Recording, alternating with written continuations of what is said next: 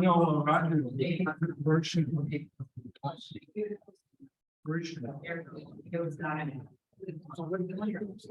Well, she was great.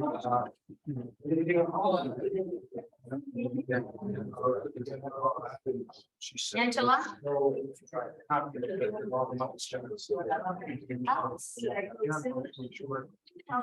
May want to for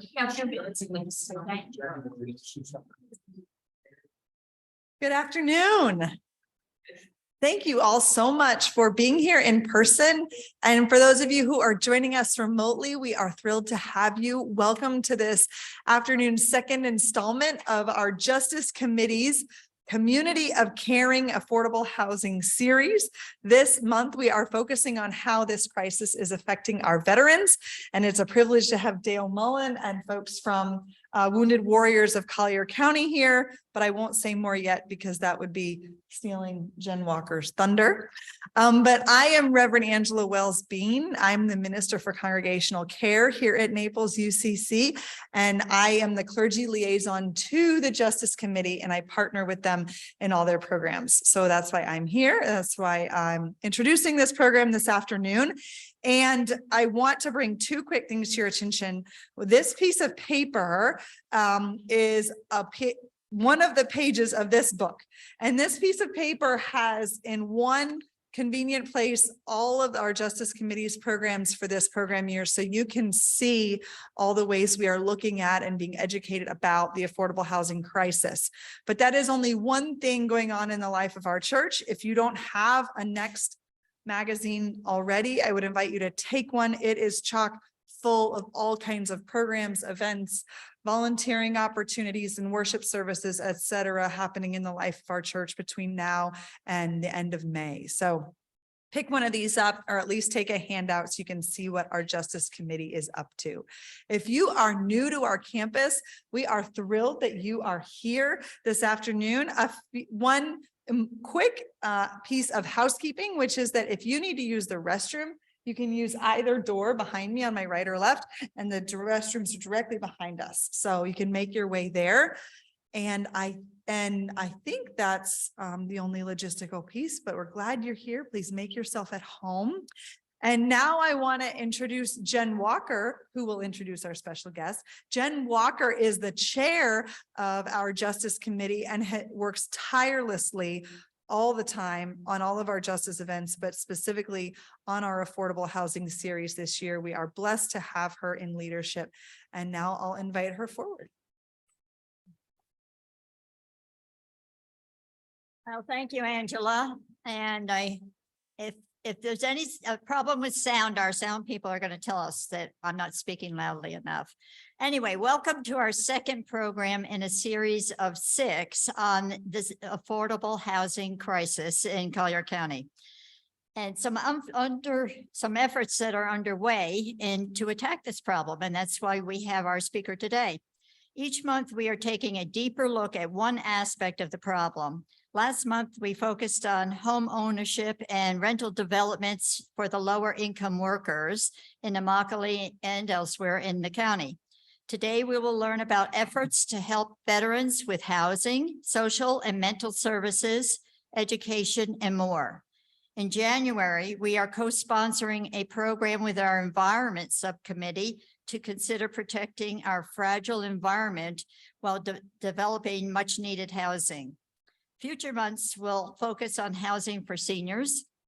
That's going to be in February, which is the largest growing portion of today's homeless in Collier County. Imagine that the seniors are the largest growing portion of homeless. And then a program on some developments that are addressing these needs that we have been hearing about, and that'll be in March and in April.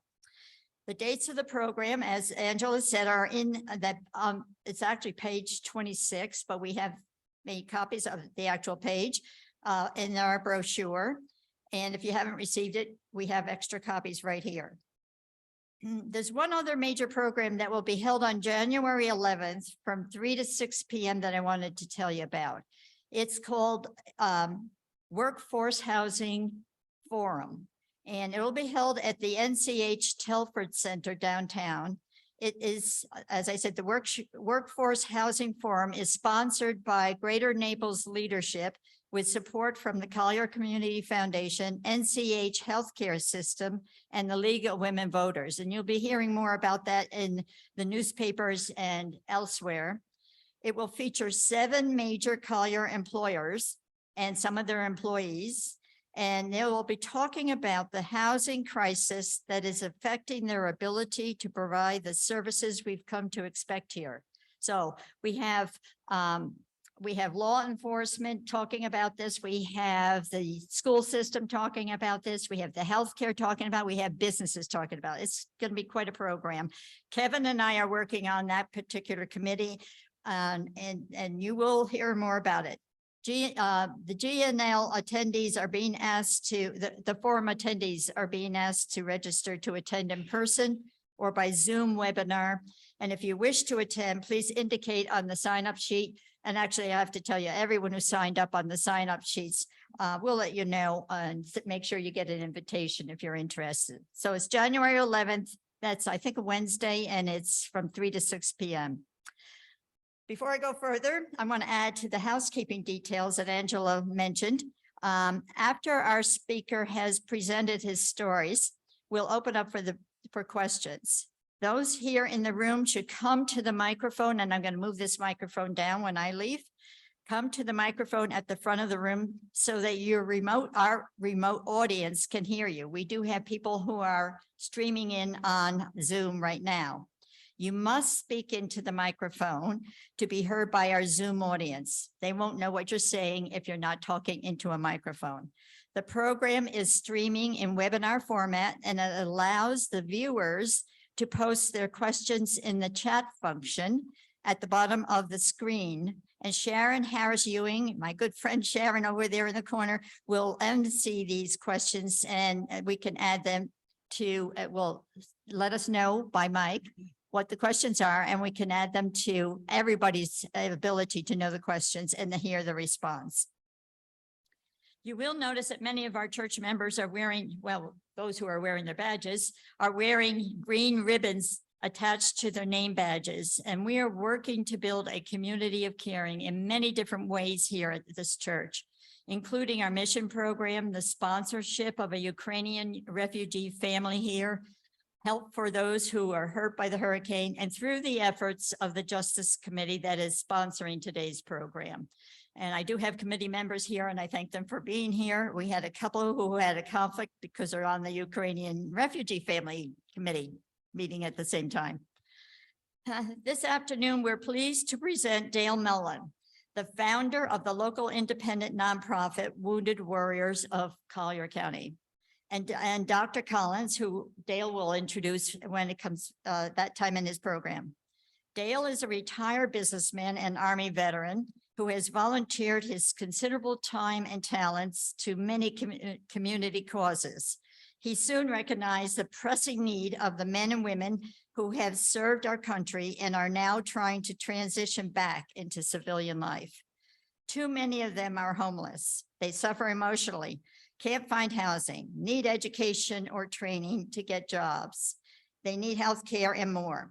Since its founding in Collier County in 2010, our local Wounded Warriors has been addressing these needs, and is succeeding at an impressive rate. The current issue of the Collier County Community Foundation's annual report, and I have it here, and we have copies, has a 4-page feature on just one of their success stories.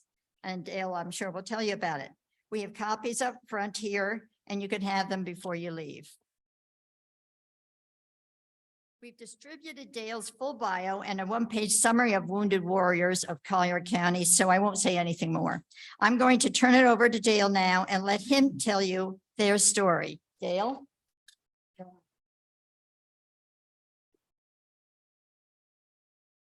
Thank you, Jen. Very much so. And my privilege to be here today and to speak about something that I'm very passionate about. I find that church congregations and people associated with organizations within the church, within the community, are some of the biggest, not only givers, but also they have the biggest hearts and servants. And I know that our faith, those of us our faith, teaches us that we're here in this world to serve, not to be served. And I see that all the time. And so I thank you for giving us the opportunity, Reverend Wells Bean, for letting us come today and share about something that we're very passionate about. Okay, we're ready to go. Jen did mention that we're a 501c3 organization here in Collier County, and our mission is to assist veterans and their families with a focus on housing, mental health, and education. And our goal is very simple: that no veteran is left behind.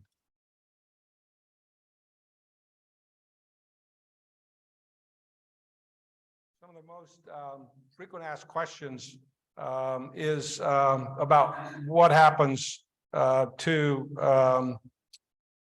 with our funding and all of our donations, and this number is typed in correctly, but it's about 10% of all of our donations go to admin. The rest of it all goes to programs and services. All the money that we collect and is donated and invested in what we're doing here in Collier County all stays in Collier County. We're not associated with the Wounded Warrior Project.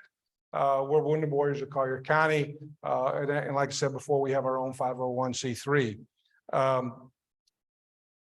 For veterans to benefit from our organization and the funding we receive in housing, mental health, and education, they have to be veterans and they have to be residents of Collier County. What is a veteran? A lot of people have different definitions, and the definition of a veteran's changed.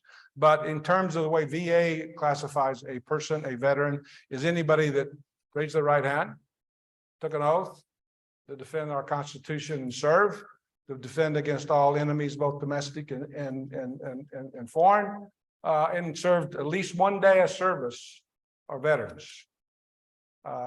We follow that guideline, except for one other thing, which is they also follow, and they cannot have a dishonorable discharge from the military. So that's the basic criteria of what we call a veteran that is common in the VA and other organizations that help veterans. All of our funding, which if you notice up there, all comes from the private sector. It's not that we don't want money from the public sector, but the public sector money is much more difficult to get. It's very time consuming, it's costly when you get government money. And if anyone can come up with any suggestion how we can get government money, I welcome to hear that recommendation. We do collaborate with a lot of organizations. We'll talk about that later. We have one part-time employee who is an admin person. We have 9 board of directors that work very tirelessly and volunteering their time. We have 3 of them here today besides myself. It's Tom Collins. Dr. Tom Collins is going to talk to you later. Anthony Petretta and Maria Elena Mullen over here, who is partly a co-founder. She reminds me of, has been with me ever since we started.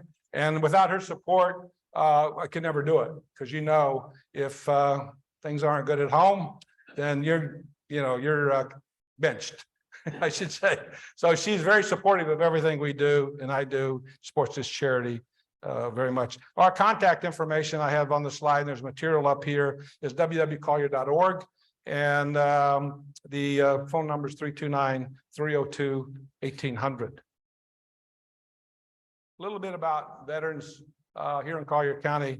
Florida is the 3rd largest veteran population in the U.S. with 1.5 million veterans. There's about 16 million veterans in the United States.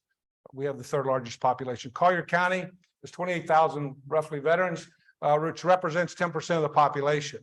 If you do the math nationally, veterans represent about 5%. Here in Collier County, 10%. You didn't know that. I see some of you going, wow, but that's the number. The clinics and the VA services here in Collier County, we have a clinic down on Goodlet, the health center, which is up in Cape Coral. And believe it or not, the closest hospital for veterans is all the way up to Bay Pines. And Bay Pines is up by Tampa. that's a very long haul for veterans, particularly those who are really ill and could be in wheelchairs and that drive up there and all. It's very, very difficult. And they've done some good things, the VA has, about getting closer and helping veterans in local hospitals and other locations here in the community. But it's still not an easy task. The VA, I'm a veteran myself, and I use the VA services, and the VA is the first one to admit they cannot do everything. They cannot provide all the great services, even though they're the largest, one of the largest organizations, certainly health organization in the United States, but they can't do it all. And they are the first ones to admit that they need help at the community level, because veterans don't come home to the VA. They come home to the community. And at the community level is where they're really going to get help, if they're going to get help. All communities were exception that gives veterans help. Tom Collins will talk later about the veterans and the suicides and what some of the issues they're going through. But one unbelievable number is that 20 veterans a day commit suicide, which is twice the national average. We have, I did want to make a couple notes here that Florida spends per capita, they're number 50 out of 50 states in spending per capita for mental health, which is pretty alarming. David Lawrence Center is our only mental health facility here in Collier County. As you probably know, the hospital just closed their mental health floor down a couple of months ago. So if you need mental health services here in Collier County, the only place to go is David Lawrence. And they also have a detox center over there. George Washington, and you can read this here, he said, if you're going to have your veterans, your population, I shouldn't say veterans, population to serve in future wars, we're going to watch, see how you treat the past veterans. And you're not going to get them really to serve if you don't treat them right and you don't appreciate them. My message is to our residents here in Collier County is we appreciate our veterans. I've been at a number of functions around, even this one here today, where there's a lot of appreciation expressed, a lot of flag waving, a lot of hot dogs, a lot of hamburgers are served, and people patting them on the back, thanking them for their service. And that's all good. Trust me, that's all good. But there's a greater need than that exists. And that need is to show that we should in this county show how we're going to treat our veterans. And that is becoming a much more complex issue. The veteran population, you know, I don't know if you're aware of it, but one other statistic I think is worth noting is that only 10% of Americans today sign up to serve in the military, 10%, and serve between us, you know, and the evil in the world. And if you don't believe there's evil, watch the TV and look at Ukraine, what's going on in Ukraine. I mean, there is a lot of evil in the world. And if you don't have our military to stand up, young men and women to stand up and go serve this nation and fight for our defense and protect our freedom to even be able to assemble here where we are assembled today, you better wake up, because the military right now, if you're not aware of it, is really having a recruiting problem today of getting young men and women to sign up for our own forces. Most of those young men and women, do you have any idea what their age is? 18, 19 years old. That was my age, 19 years old. You know what the average age of a military person that dies in combat, you know what their average age is? Anybody want to take a guess? About 20 years old. So not only do they go in 18, but at 20 years old is the average age for them to be give their life for their country. It was funny the other day, we were sitting in I was down here doing a Veterans Day event, and my wife had provided them with a picture of me that I did not know she was going to provide on the screen. And it was when I joined the Army, and the lady sitting next to her said, well, you were a baby. And I said, yeah, we didn't even shave every day, you know. And a lot of veterans at that age don't shave every day. Now think about that. They're babies. And but they're the ones out there defending our nation.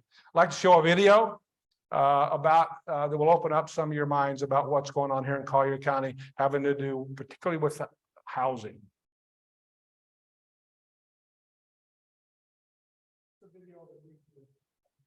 one of our board of directors, generated Diego Gil.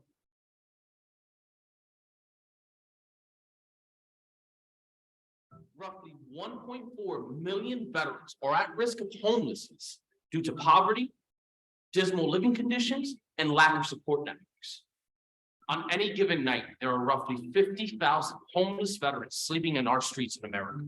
9 out of 10 of America's homeless veterans are men, serving in various conflicts around the world, such as World War II, Vietnam, Korea, Afghanistan, and Iraq. And last year, during our point in time count, we counted 45 homeless veterans right here in our county.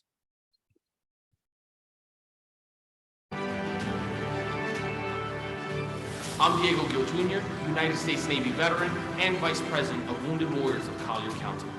For years, Collier County refused to acknowledge that we had homeless veterans on our streets.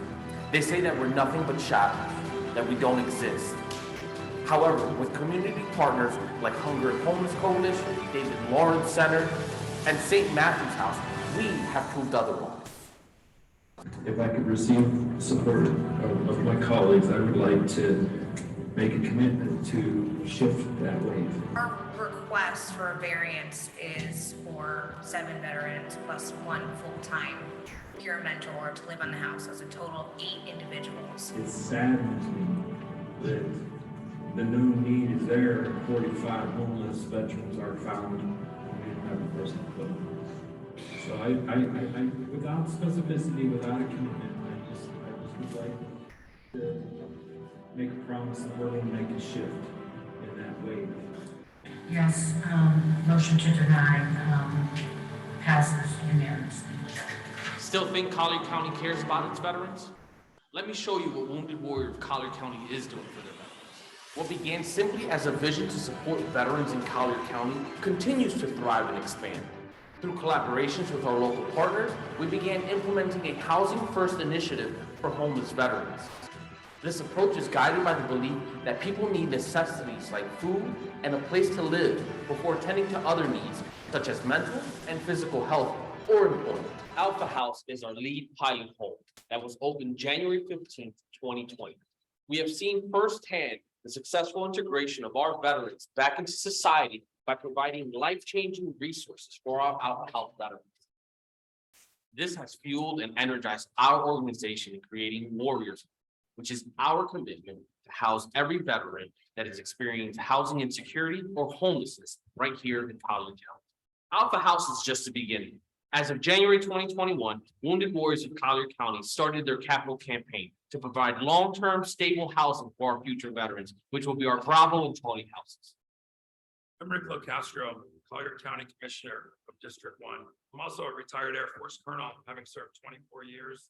Wounded Warriors of Collier County need your help. Some of our local politicians here in Collier County and in the city of Naples voted against filling beds that are empty here and could house another couple of veterans. Every veteran counts. So hopefully that vote will be reversed. So if you're truly looking to help veterans, if you truly are proud of your freedom and proud of the service that these men and women have given to our country, fly the flag, pat them on the back and thank them for their service, but also help support. They truly deserve the help that we can give them. We celebrate our 10-year anniversary. Our fight is far from over. We continue to do everything for our homeless veterans in this county. Despite this progress, more is needed. This is just the tip of the iceberg and only one example of the underserved. Hi, my name is Dale Mullen, President of Wounded Warriors of Collier County. As you can see, it takes a community coming together to help our veterans.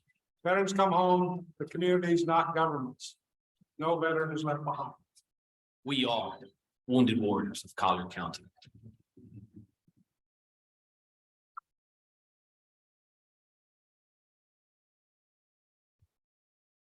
That last video, that's part of that video was shot a couple of years ago in a homeless count we did here. The point in time count that's done every year in Collier County. We get very much involved in that to make sure our veterans are counted. One of the things that when we started 4 years ago, Collier County, as far as on the point in time count with HUD, when they do the point in time counts, showed basically 0 homeless veterans. And when we started trying to find ways to help veterans, the VA actually said to me, "You have no homeless veterans in Collier County." And I said, "Well, it's not true." So the only way you could validate that is go out and count them. So we went out and counted them. We had about 70 veterans that was pulled together for, you saw some of that video. It was pulled together to go out and actually do counts and count these veterans and make sure we got them documented. And because of that documentation, and that's kind of what the video you see, well, we're missing the videos here somewhere. I don't know what happened. Yeah, here.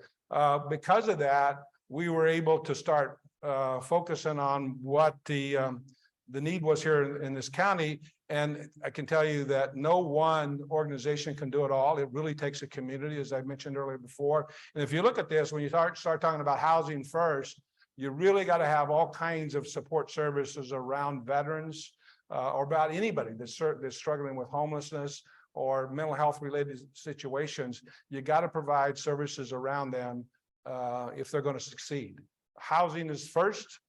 The second thing is social service. So if you look at that, you see a number of organizations that we collaborate with today that work with us tirelessly in housing and providing social mental health services, housing, food, and all that for the veterans here in Collier County. One of the things that I would like to make sure we're clear on here is under affordable housing.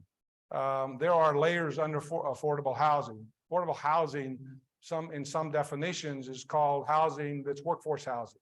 We're not talking about workforce housing here. What we're talking about is affordable housing. Now you drop down another level and you talk about rapid housing. Now, rapid housing that we're experiencing is I'm speaking to you right now since Ian, where veterans have lost their homes, they've lost whatever their living conditions were in, they're calling, and we're putting them up in hotels, and it's called rapid housing. And there's nobody in this county that can provide what is called rapid housing money, and no one will take them in the hotel without money, cash. You can say, well, I've got a FEMA voucher coming. No, that doesn't work. You got to have cash. So rapid housing is very, very critical. And right now, we're one of very few organizations that are doing that right now. We have for veterans that are really desperate, sleeping in their cars, sleeping in the woods. The other thing is transitional housing. Transitional housing are those veterans that we co-op with the Veterans Treatment Court. And these are veterans that are incarcerated that can't get out of jail, participate in a program for recovery and treatment without having a place to live. And Alpha House, when he was talking about, was started just for that, to provide transitional housing for veterans. And I will show you a little the next level here. Alpha House is on 5th Avenue North and is a transitional house for veterans. And they usually stay up to about 7 months. And then if we succeed at what we do, they're not going to be there a year. They're going to move on. And right now they average about 7 to 8 months. And they get jobs, they go through their treatment program, and they get a place to live, permanent place to live, they get their automobiles, and they start getting their life restored. And that's, so far, we've had in 3 years, we've had up there, I think I had 17, 15, but 17, this is a little older slide, 17 veterans go through that program. The other two houses are what are called long-term supportive housing. And that's the other section of affordable housing. And these are veterans, and you talk about senior veterans, these are veterans that are retired as early 60s up to 80s. And their income is around, I would say, $1,100 a month is all the income they have. They have no other benefits, primarily Social Security. And a lot of them now are even becoming more homeless and because of Ian and the rising costs here in Collier County. Their landlords are saying, hey, I'm selling the house, you no longer can stay here, or they're saying we're raising the rent, or the house gets flooded because of Ian. And it's a crisis right now. And thank God we are the board, maybe it's beyond some higher power led us to this, but we got Delta House open. And Delta House will house up to 20 veterans. And that's our latest purchase here. It was July, I think it was, August of last year. And it was occupied. So as residents, leases are expiring.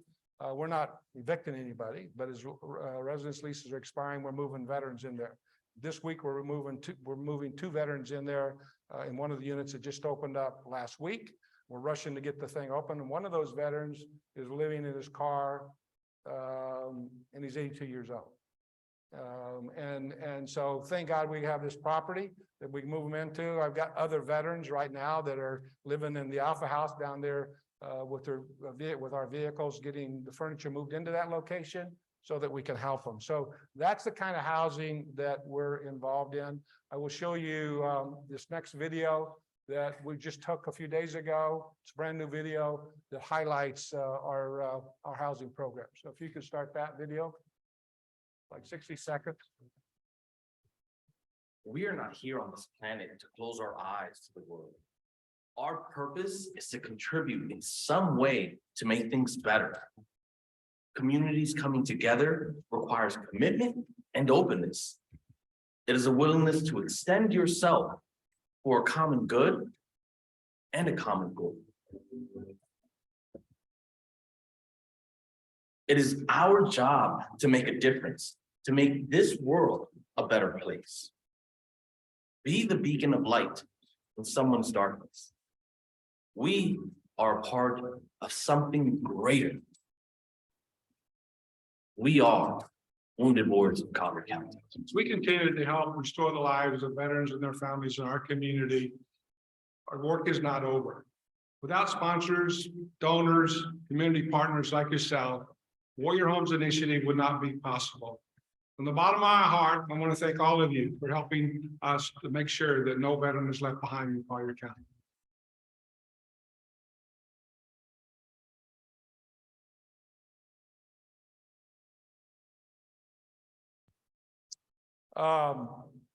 That's our last, as I said, that's our last venture in terms of properties.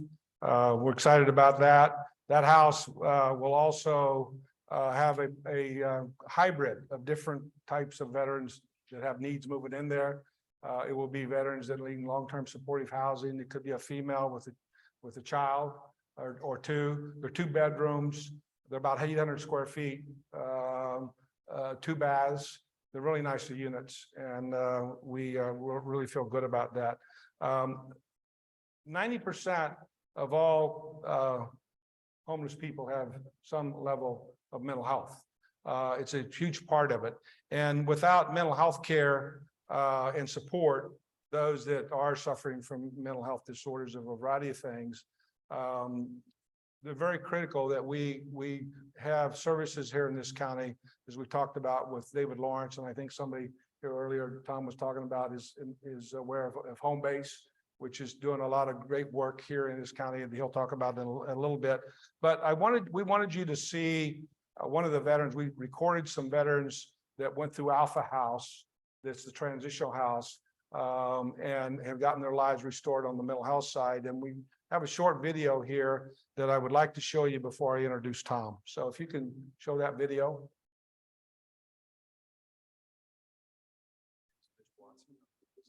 United States Navy.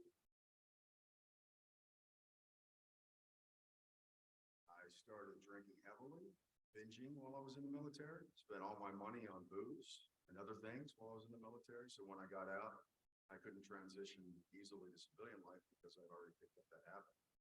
And then drinking led to other habits, additional habits, and it was just snowballed into, 15, 20 years later, to full-blown alcoholic addict. Lost everything. Ultimately, I had a corner lot with a family, 3 cars, everything that the typical American family you think should have, and lost it all. I lost the money, I lost the cars, I lost the house, I lost my wife, I lost my son. That was 10 years ago, and ultimately today, I've prepared a lot of that, brought a lot of that back into my life.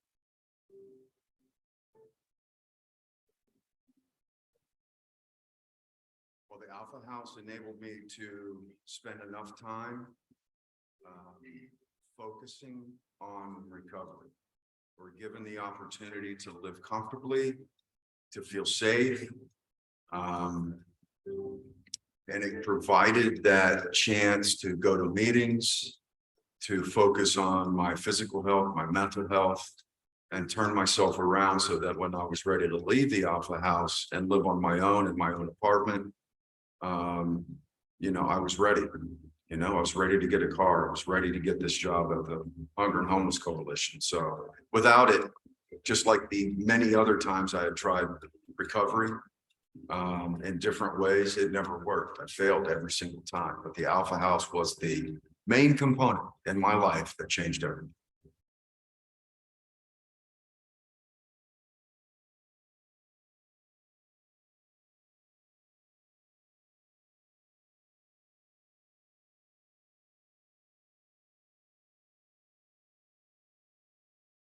What happened there? This was, the last slide didn't come up. Yeah, there we go. I'd like to introduce Dr. Thomas Collins. He's a licensed psychologist. Worked at VA Hospital in Pennsylvania. Also Navy medicine at Parris Island and the Tri-Command. And we were lucky that we were able to get Tom on our board. And he's now part-time resident. He was a full-time resident, but now he's a part-time resident, Collier County. And we're very fortunate to have him. So Tom, thank you very much for coming today. Yeah, just to be clear, I am a full-time resident of Florida in case the income tax people are coming around. I am full-time. Let me start off by just thanking you all for having us.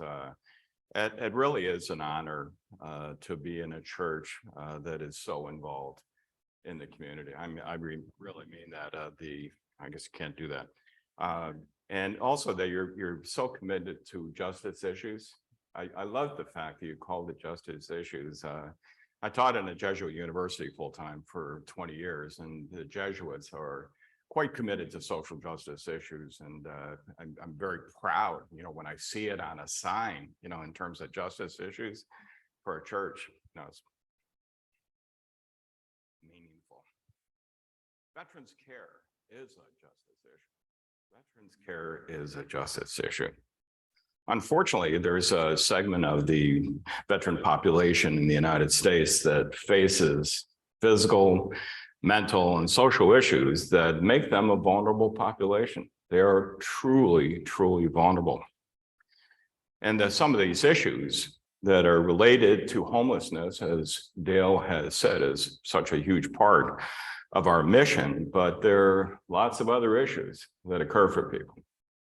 You cannot help, if you went through the military, and again, my experience is working with veterans, but also working with active duty types, as we call them, service members, at a couple different bases. I was at the Recruit Training Center at Parris Island in South Carolina and worked in the Deployment Health Center there. So I got a chance to interact and got a chance to know the military quite well. And I'm very proud of the military, across the board. Because it has an impact on people. It has an impact in terms of positive on people. I can't tell you how many people I've seen whose lives have been changed for the better as a result of their military service. Who come, a lot of kids. I call them kids because, indeed, man, they look young. They are really, really young. Dale was saying about shaving every other day.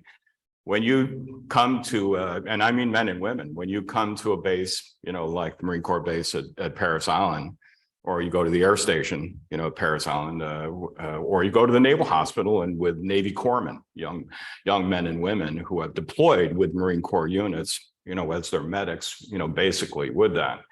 These people are young. Really young. And I'm a grandfather, as it is in the real world. I'm a grandfather. And I'm amazed, when I look at my grandson, who's 22, I look at him and it's like, he's so immature, that I'm amazed that he can even function. He graduated from Penn State and now he's, going on with his life and doing different things. But these people in the service, these service members, they're young. They're really young. And a lot of those kids don't come from rich homes. Again, our military, I think it's always been the case, to tell you the truth, in terms of the draft and even, after the draft, the volunteer military are kids who don't have a whole lot of options. There are a lot of kids that go in because they want the experience and they want the training and they want the VA benefits, the education benefits. They want to be able to have something, some type of training when they get out. But a large part of the kids that go in, and it's probably demeaning to the young men and women, I should say, who go into the military, go in because they want a different life than what they've grown up with, and they want options. The old story in terms of the Marine Corps is that, how did you get in the Marine Corps? Well, the judge gave me an option: you go to jail or you go to the Marine Corps, right? I mean, and I can't tell you how true that actually is. I again, in my work with the VA, I probably did easily probably 3,500 evaluations of veterans over time. I used to do the what they call the compensation and benefits evaluations, Comp and Pen, and it was really, I could get to know people and get to know their lives and their histories. And again, I've talked with veterans from World War II to Korea to Vietnam, all the way up, mostly in terms of Iraq and Afghanistan, in terms of my experience at this point. But I've talked with POWs from Vietnam, POWs from prisoners of war from World War II with that. And it is, let me tell you, it is an honor and a privilege. People are changed as a result of their military service. And a lot of it for the good. You take a guy like Dale Mullen here, right? 18, 19, going in the Army and going to Vietnam, right? Came back changed. This is a man who you could say, I mean, he and his wife and Anthony, as a part of Wounded Warriors of Collier County, have been involved for a very long time, and they live and breathe it. I'll get texts from Dale at 5 o'clock in the morning, phone calls at 9 o'clock at night. On my car, my wife and I are driving around, and it says who's calling. Dale A. Mullen, he lives and breathes it. And the board is a very, a group of people that are really dedicated. And a lot of those people are military. A lot of them changed. They realize, we said it on the film here, and I think it's true in terms of what people talk about in terms of the military, is that they realize that they're a part of something bigger than themselves. They're bigger than what they came out of in terms of hometown, and they're bigger than what they came out of in terms of family strife, in terms of alcoholism, drug addiction, poor communities, you name it. And they learn skills. But unfortunately, again, what happens for a segment of the population, and again, a lot of it is based upon what type of experience they had while they were in the military, because again, somebody who's been in a combat theater and has experiences associated with theater is much more vulnerable to have problems than somebody who has not been in a combat theater with that. And so probably a stat, I think that a statistic that would be important, I think, to understand in terms of mental health of veterans is that if you think about the overall percentage of people in the military who have been in the military, it really is only about 10%. I've seen some research studies that talk about up to 20% of people are actually involved in combat theaters with them. It takes, in other words, if you look at that from another angle, it takes 80 to 90% of the military to support the people who are actually doing the fighting. I mean, I don't know if you've ever thought about it logistically, but can you imagine taking and having, 1 million people deployed, and what that takes in terms of being able to get them to the other side of the world, with that? It takes like a bureaucracy that, rivals anything that's ever been created with that, but it works. It's crazy. To me, I'm absolutely amazed that it actually happens. So even the people who are stateside based, the people who do not deploy, or the people that deploy to, you know, let's say to Germany, or let's say they deploy to Italy or to, you know, somewhere in the South Pacific for the Navy. Again, we have people all over the world, again, who are associated with the military. And if you do a look, if you ever get a chance to look at online, if you get a chance to look at where bases and military installations are here in the United States, you're going to be surprised. I mean, I guess in Florida, there's a Publix every 5 miles. I think in terms of actual military installations and people who are associated with the military, again, this is a huge complex. Eisenhower referred to it as the military industrial complex. And I think he was bang on in terms of really being able to describe something that takes a huge amount of people in order to be able to make it work. And thank goodness we have, you know, that and have had that capability in terms of being able to do that. But there is a group of people, even who don't deploy, who develop problems as a result of their military service.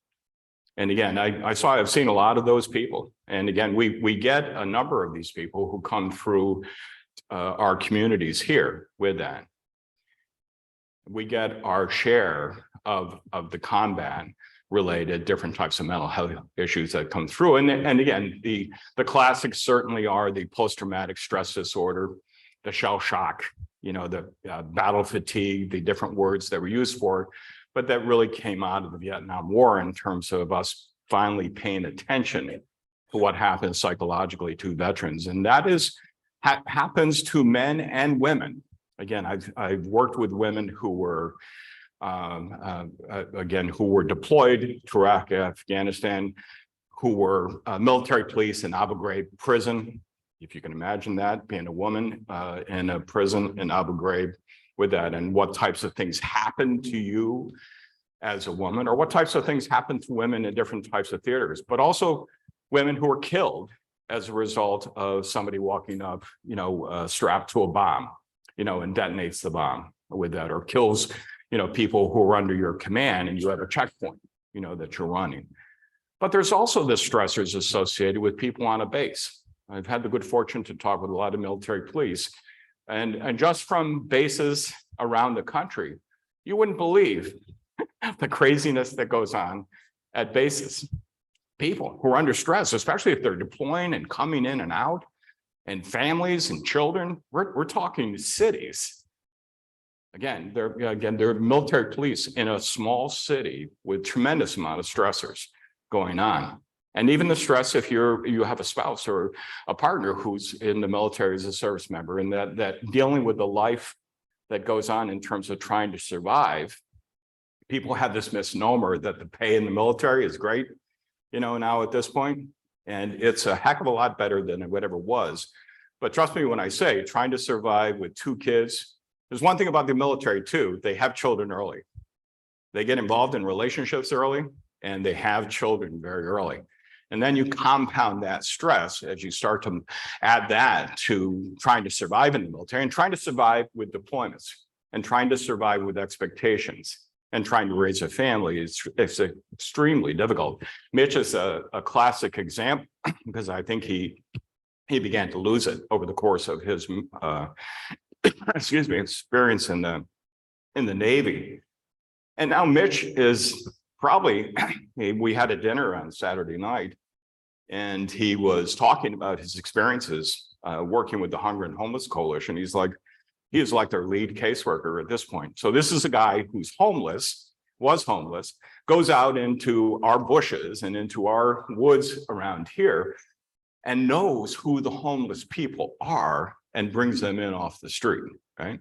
Or he knows how to interact with homeless people. He's probably one of our biggest advocates in the community. And since he started working at the Hunger and Homeless Commission, he said the other night that his program has helped 352 people in the community in terms of getting them stable housing, right?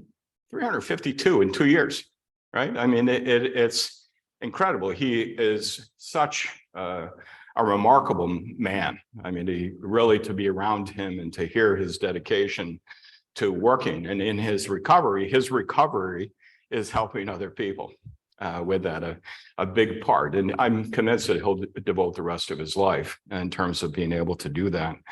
Well, I guess I'm saying in kind of a circuitous fashion is that what happens for veterans, I mean, Dale alluded to it, but let me put a little cap on it. So we post 9/11, post the bombing of the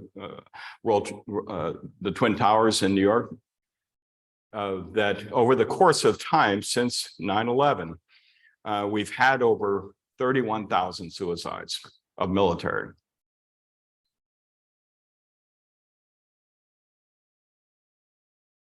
7,000 killed in combat, related to combat, 30,000 killed themselves after the war.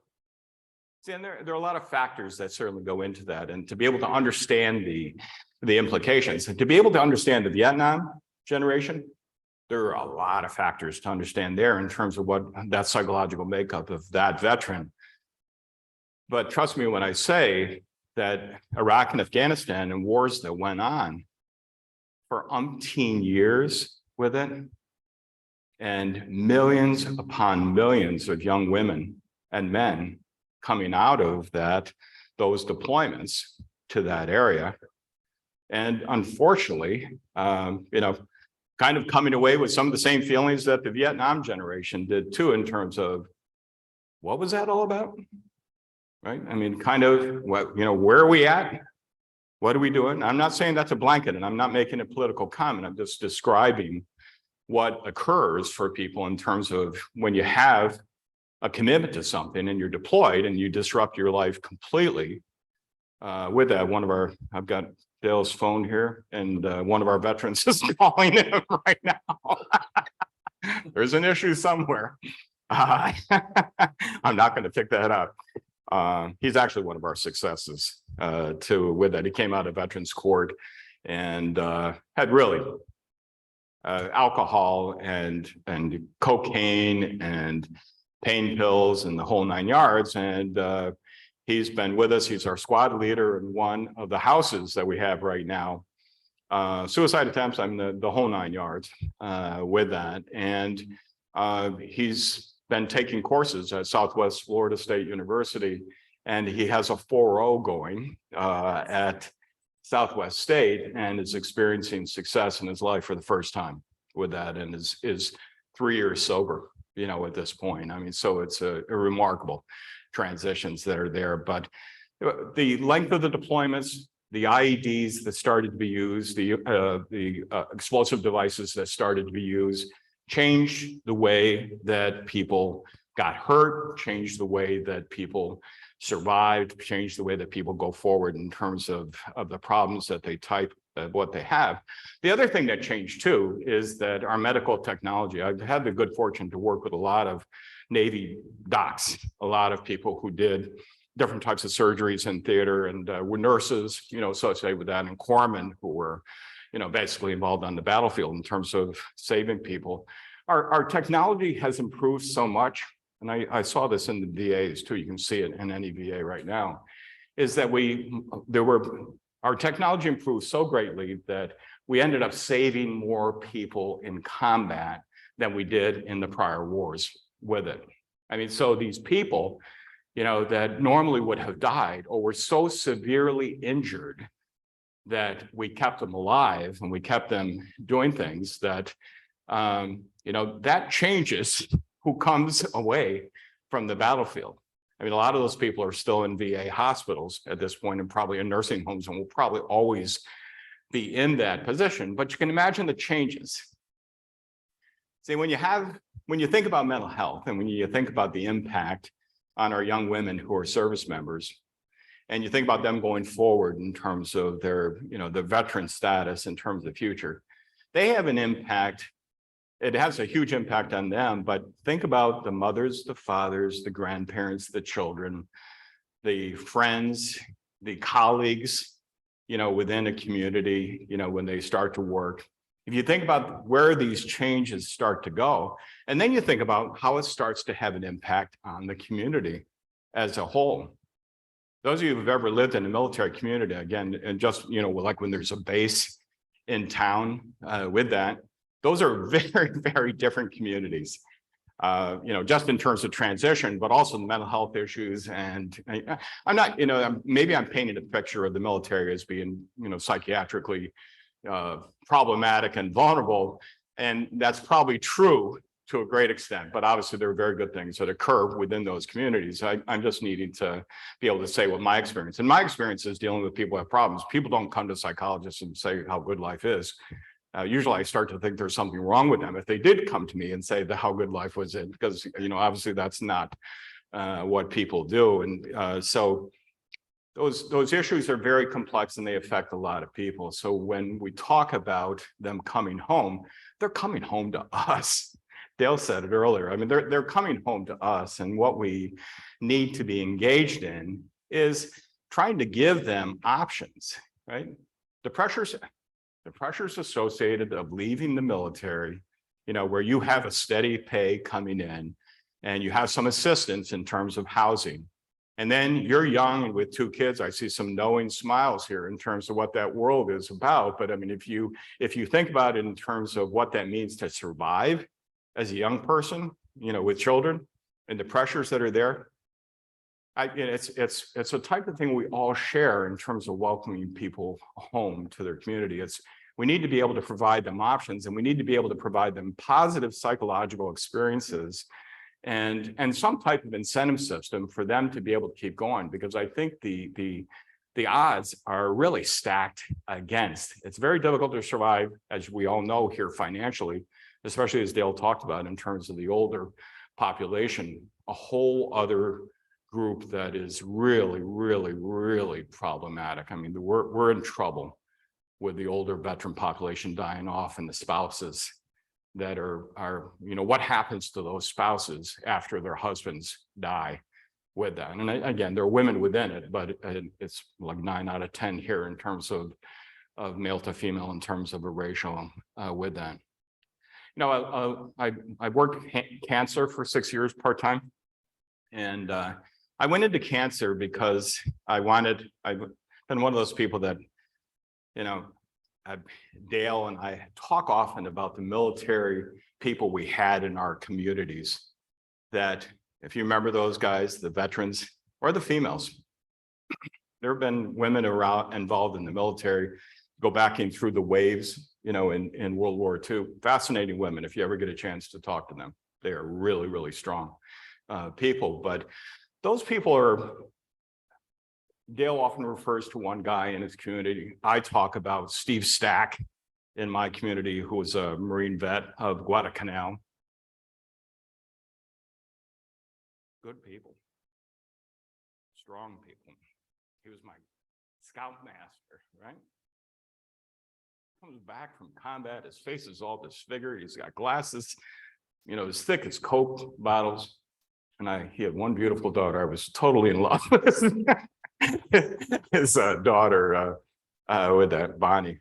She was really, but here's a guy who cares, you know, and brings back again. And I think it's that mentality, you know, in terms of being able to help veterans. It's that in terms of being able to recognize them, that we often say in Wounded Warriors of Collier County, they need a hand up, not a handout. You know, they need somebody to welcome them, and they need somebody to be able to offer a hand, you know, in being able to surmount, you know, some type of obstacle, you know, that's in their way. And that's true in terms of the psychological aspects. We've been able to make some real progress here in Collier County. We put together a program for a veterans caseworker. Again, we were able to come up with the funding, a very generous donor here in Collier County gave us some money to be able to start a process of hiring a veterans caseworker, and she's a veteran. She's an Army veteran. Her name is Haiti Lopez. 2 kids. Her husband is deployed to Korea right now. We'll be back here, I think, in a few months. with that. But again, think of the pressures, involved in that world. And her whole job is working with veterans. And we've talked about adding another person in terms of specifically to be able to reach out to older veterans and the types of issues that are there, because you can imagine the phone calls are escalating in terms of the issues associated with the older veteran population and their mental health needs within that. I got lost there a second, but I'll finish with this. And when I started working with cancer, I wanted to be able to have that experience. And I wanted to be able to understand what death was about. I wanted to be able to have those conversations with somebody who was dying and maybe on their deathbed, because I wanted to see if I could help. But I was also curious. Again, most mental health people are, I come from the projects of New York State, and, a lot of alcoholism and craziness, within my own household and military service and all those things, and friends that died in Vietnam and all the different things that go along with that. So, and a friend that suicided after Vietnam too at Penn State, jumped off a 12-story dorm. I'm curious. And so I start talking with people, and I worked with a lot of people over 6 years who did end up dying along the way. And one of the things I realized that I was wanting to hear the big lesson in life. I was wanting to hear, like, all right, so what do you really care about? And how are you making that transition to death? And was I wrong? I was so wrong. You know what people care about? They care about their families. They care about their sons, their daughters, their spouses, their partners. There were no great spiritual transformations, and I'm not negating that. For some, I've met like two people who really wanted to discuss those issues again, and who I obviously set up with people who are more trained to be able to deal with those types of problems. I'm saying to you in a long way that what the military people need is a normal life. If we can provide them the normal life, the mental health issues will start to go away. If we can connect them in terms of relationships and with family, you can see that with Mitch. Mitch has reinitiated a life with his son. His son's getting a PhD in chemistry at this point, and he has a relationship with his ex-wife. She cares about him. It's part of helping in terms of mental health is being able to reconnect people with normal again, and being able to, when you're so down and lost within your own problems, that it's a critical component. I think something we can offer people in terms of reconnecting them. And that's what we do in Wounded Warriors of Collier County. Thank you.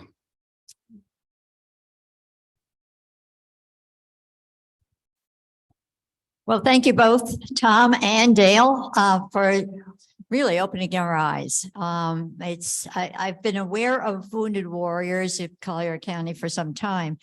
However, I didn't know all. And Dale and I spent a couple hours talking over coffee when I asked him if he would come and speak, and I hadn't met Tom before. The program is really so impressive, and I'm so glad you were here.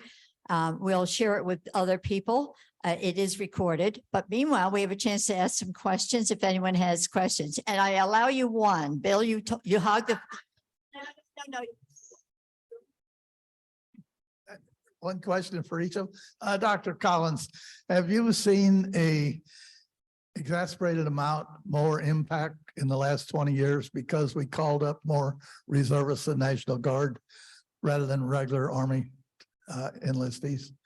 And my question for Dale is, I didn't see any statistics for ages under 65. Could you elaborate on that later? Good questions, Bill. Yeah, they are good questions, actually. Yeah, and I'll address your question was, did I see anything that was different because of the number of reservists and the National Guard groups? Yes, very much so. Again, we had so many National Guard units were activated and reserve units were activated.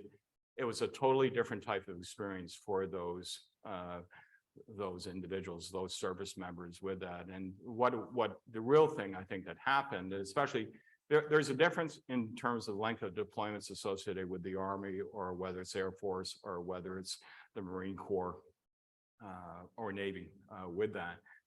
Because again, the Army was deploying people it was supposed to be a year, and some of those deployments were lasting, I've heard stories as high as 18 months in terms of being away. And so you can imagine being away from family, for 18 months. You have a child that's born, when you leave, and you come back, and the child's, approaching 2 years old with it. I mean, so you got huge changes that are going on with that. And they were an older group too. Again, in terms of those guardists and reservist units with that. And I think that the impact on them was profound again. And a lot of those guard and reserve units, again, in terms of Army Reserve units, and that same thing is true also. I need to put the Marine Corps back in there too, in terms of reservist units too. They were involved in combat. And again, these are older people involved in combat. So I think the stressors had kind of multiplied. And if you think about the physical endurance aspects of somebody surviving on a combat deployment, they're pretty profound in terms of expectations that are there. So you get the physical deterioration thing, going along. That's a big thing about the military too. I mean, we destroy people's bodies in terms of the amount of physical training that's necessary, and the deployments just really compound that, I think, to a factor of like 3, in terms of with that. So a huge. I'll also say that with some of these, when you get deployed, you might be a trained truck driver, in the motor pool. When you get deployed, guess what? It could change. Because your first thing is you're a fighting man or woman, you have a weapon, so they can change your MOS or your military occupational skill just like that. And I've heard of those situations. I've seen it happen. And yeah, so you never know. And they're not equipped, and they're not trained to deal with combat related stress. I'm only seeing statistics on your slides about 65 to 75. What's happening with the 25 to 55 group on Well, this particular group is able to work, and all you got to do is, particularly in the transitional houses, is provide them an opportunity to get their life restored, get back to work. And you very rarely ever see anybody that can work, working age, unless they have a substance abuse or mental health issue that needs that kind of housing help. Usually they're you just don't rarely ever hear from them, about needing house. It's usually that transitional group that's suffering from mental health and substance abuse, and then the senior population groups in between. You don't see a lot of it. So I'm going to ask this question as the proud daughter of an Air Force veteran and a proud wife of a Navy veteran. You had Rick LaCastro and Commissioner McDaniel on your video. And yet when we go to them and say things like, could we just have a 60-day notice to evict you? They don't vote for that.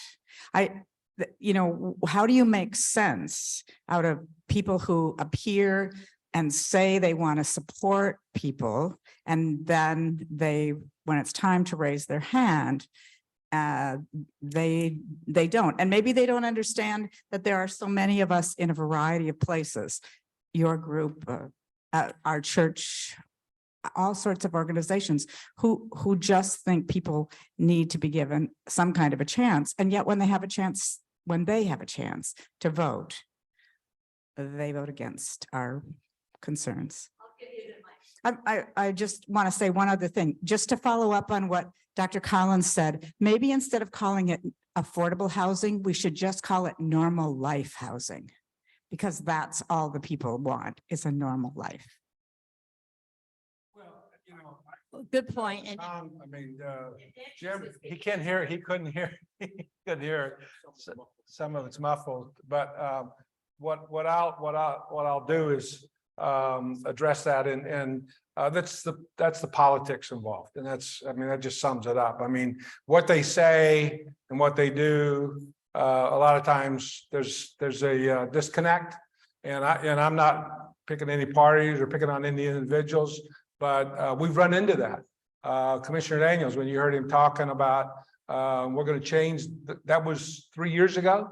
And we're going to change the tide. We're going to start putting, that was like in September that year. And we're going to change the tide and start helping you out and putting people in housing. You know how much money we've gotten from the county? Zero. And so, and it's been a big disappointment. It's been a big disconnect. And I'm not, I can tell you what my ideas are, what my thoughts are, but I'll save that for another discussion. Before we started today, I asked Dale if he had anything he would add to how you can help. We know that things like write letters to the editor and write your commissioner and try to get them to move on whatever the specific issue is. And I asked him, and he said that if you go to the website, they do have a list of things where they are asking for volunteer help, whether it be time, whether it be products and building materials, whatever it might be. But when it comes to dealing with our government officials who say great things, like you heard, my commissioner is LaCastro. I know him quite well. I go to the Affordable Housing Advisory Council meetings, and he'll say the right things, but the vote doesn't pass at the county commissioners. So he doesn't vote for it, right? And so what we need to do is we can't just give up. We have to keep the pressure on. That's what I would say, and she asked me about that. One of the issues that I see is we really don't have our newspaper left hand, right? So usually you have reporters down there sitting there reporting and holding public officials accountable, and all of our elected officials accountable for saying one thing and doing something else. And we're a big loss here in this county because we do not, the public has no voice, no political or no forum to put out their concerns unless you go down to the hearings and you only have three minutes. And I've been down there. You have 3 minutes to sign up and speak to the commissioners on any given subject, and they don't have to respond to you. They can just listen to you, which it happens a lot, and you go sit down. So trying to get them out. And the only way I think the best way to do and get your voice heard is show up to the public forums and ask them, call them out and ask them, what are you doing on affordable housing? What have you voted for? How many people have we housed? Go on and on and on, and ask those questions of them versus let them tell you all the great things they're doing in the parks, all the great things they're doing on the beaches, which are all important, how many trees they've planted and all that. But how many people have you housed? And how many people are you helping here with affordable housing? Have you built a nursing home? Is there a nursing home for veterans? They talk about it. There's a nursing home for veterans. With these senior veterans, that whether you're, particularly if you're a senior veteran, there is the closest nursing home, and there's only 7 or 8 of them in the state, nursing homes for veterans. They're at 70% capacity. That's all they allow. And I think the number is about a little over 1,000 veterans in those 7 nursing homes in the state of Florida. It's just kind of sad.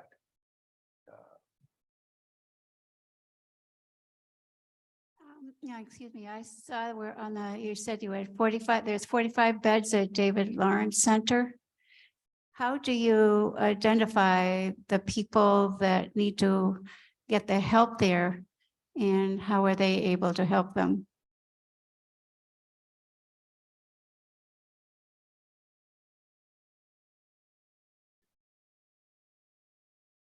You said 45 with David Lawrence Center with that. Let me kind of clarify that. I mean, that's their facility is 45 beds completely. Yeah.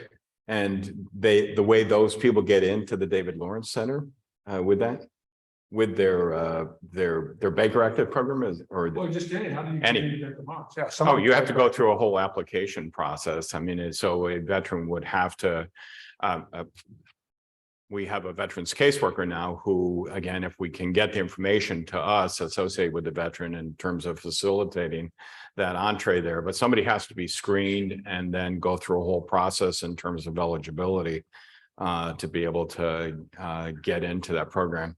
I was thinking you were talking about something else, but is there more than that then in terms of it? Well, the only thing when you get into David Lawrence, you have to have money, and one of the things we do, we provide scholarship, I should say scholarship, a donation over there to David Lawrence, $20,000 a year to make sure the veterans that go over there get treatment.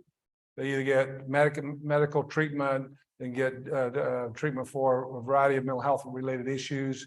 And so that's one of the things that we do over there with them to get them in. And also our Alpha House, the program services that are provided in the Alpha House, we provide funding for David Lawrence to come in and manage those residents with their treatment program and everything else, so they have access to that immediately. Something that we additionally do that I think is pretty important, and then we were talking about it beforehand, is that we participate with Veterans Court here.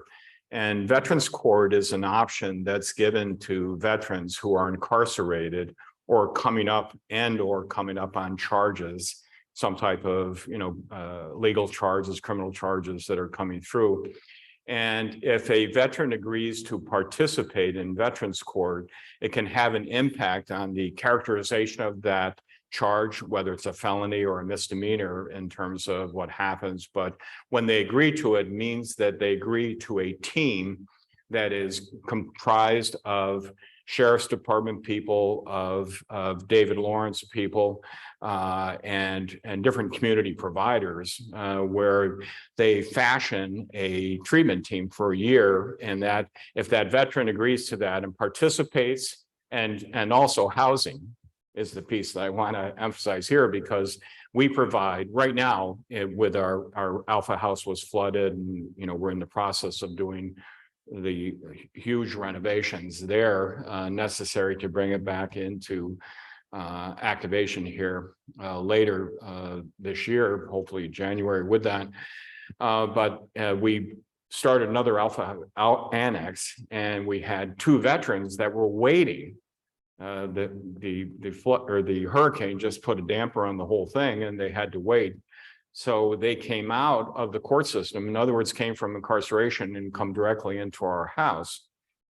And if they comply with the what's the requirements of the program for that year, they can actually that charge will be changed in terms of what it's about. And if anybody is familiar here, if you get a felony charge, if any of our young vets get a felony charge on their record, they are pretty much going to be hampered their entire lives in terms of being able to get a job anywhere with that. So that's a really important part in terms of being able to do that. And it's not that we're getting people off on things. It's really trying to see if there's some type of relationship between what they went through and whether there's options that we can provide a young person to be able to, rejoin the community as an effective member of that community. And so the court will pay for that person's housing. In other words, that they will pay for a veteran to live at Alpha House. So, in essence, it's a rent-free program for that veteran. They have to comply with treatment. They have to make sure they're going to AA meetings, NA meetings. They have Veterans Court on Wednesdays that they have to go to and sit and listen to all the other veterans in the community who are coming forth in that court situation. And then they can also get off of probation earlier. They can take off like a year and sometimes even more in terms of the amount of time from probation. And probation isn't just showing up for probation appointments, it's paying to be there each time. So if you're showing up on a monthly basis, you're adding $50 to $100 every month that you have to pay the probation office in order to be able to do that. So again, think about it in terms of you're trying to make ends meet and you're trying to have your own house and doing that. And so Wounded Warriors of Collier County subsidizes, again, we're losing money on Alpha House, just the annex in terms of bringing guys through right now, given the cost of rent. Got a question, and I'm not sure that you can answer it, but the Department of Defense has this tremendous budget, and we spend billions of dollars. What responsibility does the Department of Defense have for the people that have done service for them, committed their lives to it? I don't understand, I guess, how that works. So don't feel alone. It's very, the VA through the government has what's called a HUD-VASH voucher, which they provide for veterans that qualify for this voucher, housing voucher, to take it to a landlord that participates. It's very similar to Section 8 type housing, but it's sponsored but for veterans to get into the housing. And I've been trying to get with the VA to provide those vouchers for our veterans here in Collier County until recently, and I mean recently being last week. We have finally got access to a HUD voucher. We're getting ready to move a veteran into this Delta house with a HUD voucher. It's the first one. But I can tell you the criteria to be evaluated to get one of those HUD vouchers is a list of criteria about that long. Now, one of the things is you have to have a bank account, and you got to be able to show 2 to 3 months of statements in a banking account. How many homeless people have a bank account with 3 or 4 statements that they can provide? You also got to be able to go get your, I'll just tell you a couple of, you got to also be able to go take your income tax for the last 2 years and have copies of your income tax statement, your income taxes where you filed to give to them. And it goes on. And after I sat there and heard and listened to the VA people tell me, I said, there's no way, there's no reason. I mean, I understand why we have no HUD vouchers here in Collier County. Nobody can use them. They're there. They tell you they're there, and they're there. But try to qualify and go through all the process. And that's why when you start talking about caseworkers, you got to have caseworkers that can hold their hand to take them through this process to be able to get these HUD vouchers, to get support, to help organizations like us to be able to house homeless veterans. Just add a piece to that too. The quick answer and what you're going to hear all the time is it's the VA who takes up the responsibility for anybody who's come through the Department of Defense. But know very well, in terms of the VA, only 50% of the veterans use the VA. Just because you're a veteran doesn't mean you are eligible for VA health services with that. And it's kind of like, we have this assumption that anybody can access that system, and it's not. And let me tell you, I mean, I think the VA does an incredible job given the size and the depth and breadth of the problems that are there. And I'm partial. I've been a part of that system and know a lot of really good people who devote their lives and energy to helping veterans with that.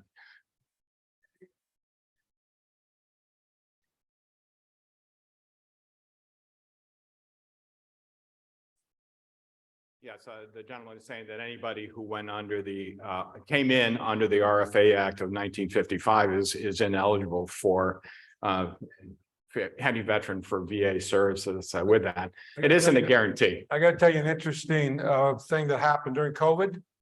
And Tom just made me think of during COVID, to give you an example, where VA comes up short. VA during COVID, everything was going, hey, you can go down to VA health clinic, senior veterans can and get a shot for COVID. You know how difficult it was. We all know how difficult it was. You had to go online. How's a 95-year-old person going to go online and get one of those appointments? So there was a whole population of veterans here that were in crisis, older veterans that either they were homebound, couldn't get to the VA, and even if they had a VA registration, they couldn't get there. But then a lot of veterans found out, well, they went down to the VA and the VA said, well, you're not registered. We can't give you a shot. They could prove they were in the military, but the VA said, we can't give you a shot. So what we did with working with the senior center, our charity, we got over almost 300 senior veterans working with the senior center, vaccinated over at the park over here, when they were going through, sticking everybody at the park, and got them picked up, taken over there and got them shots. And you should have seen the reaction. It would just break your heart of these veterans crying because we were able to get them a shot that nobody else could get them. And it wasn't the VA that got the shots.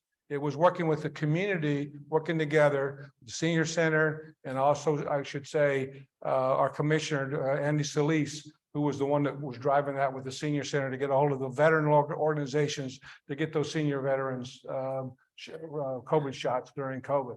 That's the disconnect.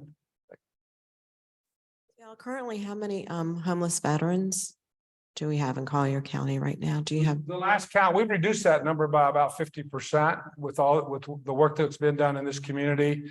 We estimated that after doing the statistical analysis after we did physical counts, they say you're only counting about 30% of what you see. So that was about 95. The last count, it's been cut in half. And how It's a lot of the work. So it's about 42, really, the estimate now is about 42 veterans homeless in Collier County. And This how- was the last count. And how often do you do the count? Once a year? That I hope we can get for one of our future programs. Michael Overway is the executive director of the Hunger and Homeless Coalition, and they're the ones who marshal the forces to get everyone out there in the woods and counting the people, and they do it annually. Any other questions? Well, we thank you all very much.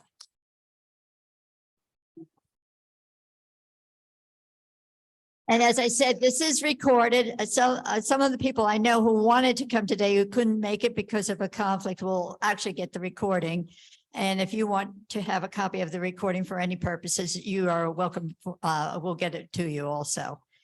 But thank you very much. It's an impressive program. I'm really, I am a veteran's daughter too. And my husband was a veteran, but he spent the war, his war in Brooklyn. So he never counted himself as a veteran. But in any case, I really admire the work you're doing. Congratulations. Thank you. Also, if you want any more information, we've got a sheet here that provides 2021 highlights of everything we do. And also, we just had a dinner the other night that gives more history of facts on our houses that we have. If you want some more information, I thought I'd bring them tonight, that you might find them helpful, a little bit more about our board of directors. So feel free to take any of that you want.